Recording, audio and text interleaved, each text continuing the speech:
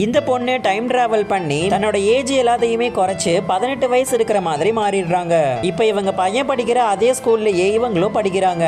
But அப்பதான் ஒரு விஷயத்தை நோட்டீஸ் பண்றாங்க. இவங்களுடைய எக்ஸ் பாய் ஃப்ரெண்டு இதே ஸ்கூல்ல வந்து சேர்றான். அவனுமே தன்னுடைய ஏஜ் எல்லாத்தையும் குறைச்சு இப்ப 18 வயசுல வந்து நிக்கிறான். இந்த பொண்ணும் அவங்க கிட்ட போய் பேசுறாங்க. பட் அவன் கொஞ்சம் கூட ரெஸ்பான்ஸ் பண்ணாம மத்த பொண்ணுங்க கூட ரொம்ப ஜாலியா பேசிட்டு இருக்கான். இந்த பொண்ணு புக்ஸ் எல்லாம் வைக்கிறதுக்கு ரூமுக்குள்ள போனா இந்த பையன் ஷர்ட் இல்லாம நின்னுட்டு இருக்கான். என்னால உன்னை ரெகக்னைஸ் பண்ண முடியுது.